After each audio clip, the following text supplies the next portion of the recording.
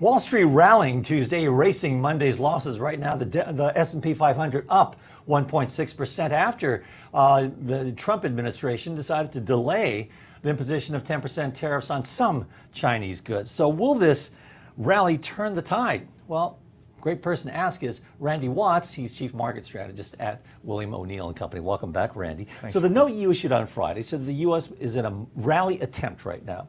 The S&P briefly at its 50-day moving average today before it's paring back its gains. What's your assessment of the quality of today's rally and what it means for the path forward for the equity markets? Well, you know, at William O'Neill, we always want to take our clues and our direction from the market. So right now, the market is having a powerful day. Volume is up day to day nicely, and both the S&P and the NASDAQ are trading above their 50-day moving average. If the market was to close where it is today, that would, for us, be a quote-unquote follow-through day, which is a signal the market might be getting ready to go up. That being said, oftentimes the first follow-through day can fail, and there's several things we'd like to see technically to make us feel better about the market. What are those technical things that you need to see to make sure that it's let's say a confirmed uptrend, if it were? I'd say three things we'd really want to see. We'd want to see more sectors move above their 50. When we started today, 10 of the 11 were below their 50-day moving average. We'd like to see some strong secular leadership stocks emerge. Today, a lot of the things that are bouncing are not what we would consider strong secular leaders. There's been a big relief rally in semis. A lot of sort of more industrial or cyclical semis are having a good day today. And we'd like to see breadth get better. We entered today with only about 31% of S&P stocks above their 50 and only about 34% of NASDAQ stocks above their 50. We'd like to see the majority of stocks above their 50 to start feeling very good about the momentum in the market. Wow. There are risks, obvious, for the market. The big one being what sent the market down yesterday, the escalation of tensions in Hong Kong. The video images we see just seem to be getting more and more tense.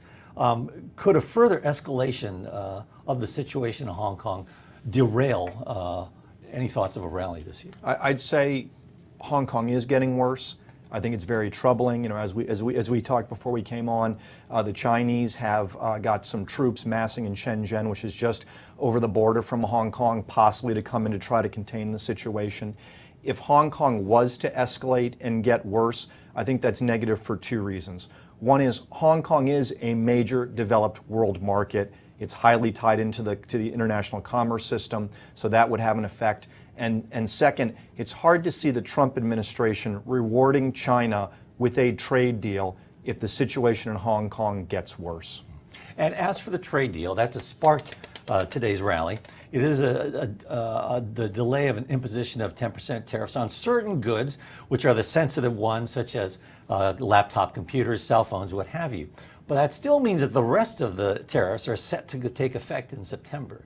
So to what extent should the markets allow for this rally to continue based on that trade? Or is it the fact that sentiment, hey, maybe we're going to get a deal out of this? I think that it is a positive versus where we were yesterday. It is good if some of the tariffs are pushed back. I would point out not all of them are pushed back. The reason the Trump administration is doing this is to try to help the consumer for the Christmas season. Obviously, the two important groups there, as you mentioned, were really electronics and cell phones. That's why semiconductors are having such a good move. But it still doesn't fix the main problem, which is corporate America does not know the rules they are operating under. This is making capital allocation decisions very hard. You're still in that situation, and until corporate America gets clarity on what the actual rules are, it's hard to see how business spending is going to really increase here. Okay, Randy, we'll just put it there. Thanks a lot for your analysis and briefing us on the situation in Hong Kong. Our thanks to Randy Watts of William O'Neill & Company. I'm Fred Kantayama, and this is Reuters.